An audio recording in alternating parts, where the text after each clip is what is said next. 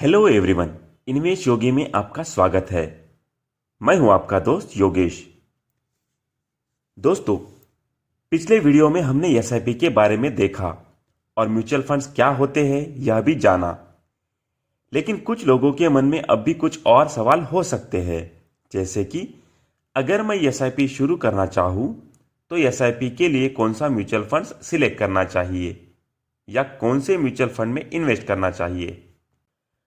तो चलो आज हम बात करेंगे 5 टाइप्स ऑफ म्यूचुअल फंड्स जो आपको पता होने चाहिए। Equity funds. इक्विटी फंड्स को ही स्टॉक फंड्स कहा जाता है क्योंकि इक्विटी फंड्स का इन्वेस्टमेंट पूरी तरह से स्टॉक्स में होता है। जितने भी लिस्टेड कंपनी है, इक्विटी फंड का इन्वेस्टमेंट उनमें से लार्ज कैप, मिड कैप और स्मॉल कैप कंपनीज में किया जाता है।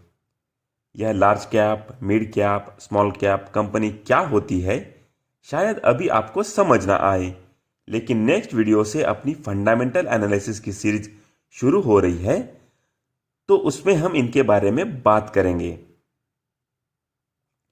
Date funds. Debt mutual funds जो होते हैं वो मुख्य रूप से फिक्स्ड इनकम सिक्योरिटीज जैसे कि bonds, government securities, corporate bonds और अदर डेट इंस्ट्रूमेंट में इन्वेस्ट करते हैं। डेट फंड्स जरूर इक्विटी फंड्स की कंपैरिजन में थोड़े कम रिस्की माने जाते हैं, लेकिन ये भी पूरी तरह से रिस्क फ्री नहीं होते हैं। Hybrid funds. Hybrid mutual fund जिन्हें बैलेंस फंड भी कहा जाता है क्योंकि हाइब्रिड फंड्स का इन्वेस्टमेंट इक्विटी और डेट दोनों में होता है। हाइब्रिड फंड्स का मेन पर्पज ये होता है कि ये इन्वेस्टर्स को एक बैलेंस फंड प्रोवाइड कर सके जिसमें इन्वेस्टमेंट को अच्छे से डाइवर्सिफाइड किया जाता है। हाइब्रिड फंड्स में इक्विटी और डेट दोनों में अलग अलग एलोकेशन हो सकता है।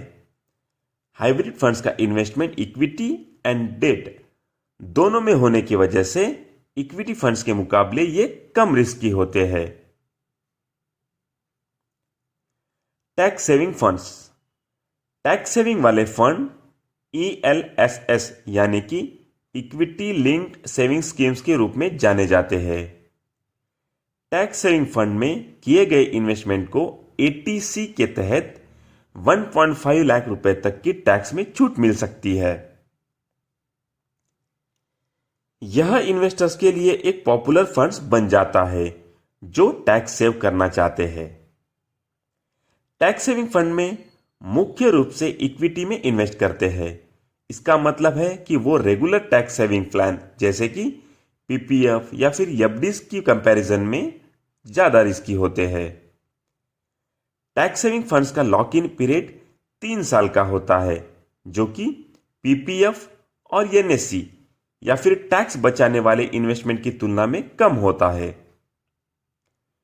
लॉक इन पीरियड के बाद आप चाहे तो इन्वेस्टमेंट को डिलीवर कर सकते हो या फिर अपनी पसंद के हिसाब से इन्वेस्टमेंट जारी रख सकते हो।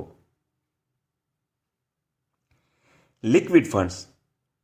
लिक्विड फंड मुख्य रूप से शॉर्ट टाइम पीरियड के लिए इन्वेस्ट करने के लिए होते हैं। लिक्विड फंड का मेन उद्देश्य होता है इन्वेस्टर्स को किसी भी समय अपने पैसे को निकालने की सुविधा प्रदान करना। लिक्विड फंड का investment mostly date funds and government securities में किया जाता है क्योंकि यहां पे रिस्क कम होती है। ये थे दोस्तों म्यूचुअल फंड्स के कुछ टाइप्स जो आपको पता होने चाहिए। आप अपने फ्यूचर गोल्स के हिसाब से इनमें से किसी भी म्यूचुअल फंड्स में इन्वेस्ट कर सकते हैं। अगर ये वीडियो अच्छा लगा हो तो वीडियो को लाइक और चैनल को सब्सक्राइब करके साथ में बेल आइकन जरूर प्रेस कर देना ताकि आपको आने वाले वीडियो के नोटिफिकेशंस मिलते रहे। तो मिलते हैं दोस्तों नेक्स्ट वीडियो में एक और नए टॉपिक के साथ। तब तक के लिए गुड बाय।